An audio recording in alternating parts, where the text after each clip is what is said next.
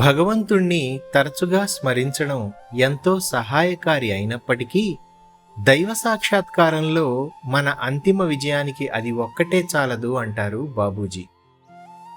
అనంత శక్తి స్వరూపునితో ప్రతి క్షణం సంబంధాన్ని కలిగి ఉన్నట్లుగా అనుభూతి చెందాలి. శారీరక మానసిక కార్యకలాపాలలోని అన్ని దశలలో అదే ఆలోచనను నిరంతరం కొనసాగించాలి. ఒక వ్యక్తి పట్ల స్మృతి ఉంటే ఆ వ్యక్తి ఎంత దూరంలో ఉన్నా వారు మన ముందు ఉన్నట్లుగానే అనిపిస్తుంది కదా. భగవంతుని స్మరణ కూడా అలాంటిదే. మన స్మరణలో ఆయనను నిలుపుకోగలిగితే ఇక ఆయనను వెతికే అవసరం ఉండదు కదా అంటారు బాబూజీ. ఈ స్మరణ ప్రభావంతో పెంపొందిన అభేద స్థితి వలన వారే స్వయంగా మన స్మరణలో లీనమై ఉన్నట్లుగా అనిపిస్తుంది. ఈ భావం శాశ్వతమైనప్పుడు కబీరుదాసు చెప్పినట్లుగా మేరా రామ్ ముజే భజే తబ్ పాయూం విశ్రామ్, నా రాముడు నా స్మరణలో నిమగ్నం అయినప్పుడు నాకు విశ్రాంతి కలుగుతుంది అనే స్థితి మనలో కలుగుతుంది.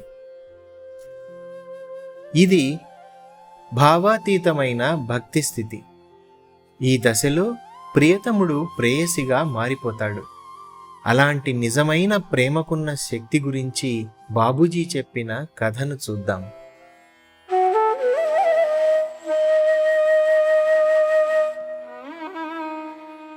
ఒకప్పుడు శ్రీకృష్ణుడు తీవ్రమైన తలనొప్పితో బాధపడ్డాడు. ఆయన శిష్యుడైన ఉద్ధవుడు కృష్ణ భగవానుని తలనొప్పిని తగ్గించడం కోసం పరితపించాడు. అనేక విధాలుగా ప్రయత్నించాడు, కానీ ప్రయోజనం కనిపించలేదు. నివారణ మార్గం ఉంటే సూచించమని శ్రీకృష్ణున్నే ఆయన ప్రార్థించాడు. అందుకు శ్రీకృష్ణుడు, ఎవరైనా భక్తుని పాదధూళితో తన తలనొప్పి తగ్గుతుంది అని చెబుతూ అటువంటి భక్తుడు 1000 ఏళ్ల పాటు నరకయాతన అనుభవించాల్సి వస్తుందని కూడా ఓ షరతును విధించాడు. అటువంటి భక్తుని కోసం వెతుకుతూ ఉద్ధవుడు బయలుదేరాడు.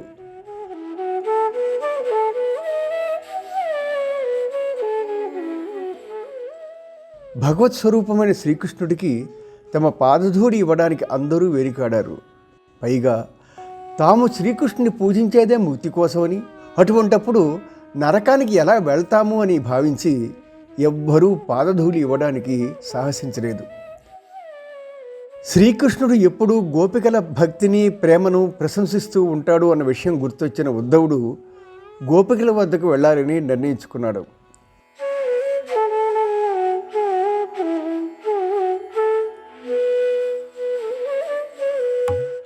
విషయం తెలుసుకున్న గోపికలు పాదధూళి ఇచ్చేందుకు సిద్ధపడ్డారు. 1000 సంవత్సరాల నరకం షరతును సైతం వారు లెక్క చేయలేదు. వారికి కావాల్సిందల్లా ఒకటే, తమ ప్రియతముడైన శ్రీకృష్ణుడు బాధ నుండి బయటపడటం. అందుకు ఒకసారి కాదు, 1000 సార్లైనా నరకానికి వెళ్ళడానికి వారు సిద్ధమే. గోపికల పాదధూళితో తిరిగి వచ్చిన ఉద్ధవుడు ఉల్లాసంగా ఉన్న శ్రీకృష్ణుని చూసి ఆశ్చర్యచకితుడయ్యాడు. తలనొప్పి ఎలా నయమైంది ప్రభు అని అడిగాడు. అది సరే గాని ఈ పాదధూళి ఎవరిచ్చారు అని శ్రీకృష్ణుడు అడగగానే, గోపికలు కాక మరి ఇంకెవరైనా ఇస్తారా ప్రభు? మీరు గోపికలను ఎందుకు అంతగా పొగుడుతారో నాకు ఇప్పుడు అర్థమైంది అన్నాడు ఉద్ధవుడు. అప్పుడు శ్రీకృష్ణుడు ఎక్కడో బృందావనంలో ఉండే గోపికల గురించి, వారి ప్రేమను భక్తిని పొగుడుతూ ఉంటానని, అయినా ఎప్పుడు నా పక్కనే ఉండే నీ గురించి పట్టించుకోనని నీ భావన. అవును కదూ? నువ్వు జ్ఞానాన్ని నమ్ముతావు, గోపికలను చూసి అసూయపడుతూ ఉంటావు. ప్రేమకున్న శక్తి ఏ పాటితో ఇప్పుడు నువ్వు కళ్ళారా చూసావు. ప్రేమికుడే ప్రీతముడైతే ప్రీతముడే ప్రేమికుడవుతాడు. నిజమైన ప్రేమ ఎటువంటి ప్రతిఫలాన్ని ఆశించదు. ప్రేమ కోసమే ప్రేమ అంటే ఇదే, ఈ శరణాగతి భావనే. స్వామిని ఆశ్రయించి ఉండటం, విధేయత, క్రమశిక్షణ, ప్రేమ, విశ్వాసం, భక్తి, అంతిమంగా ఇవే నిజమైన ప్రేమకు నిలువెత్తు ఉదాహరణలు. అదే గోపికల ప్రేమ అన్నాడు శ్రీకృష్ణుడు. ప్రేమ ఒక అనుభూతి. ఈ అనుభూతి భగవంతుడి భాష.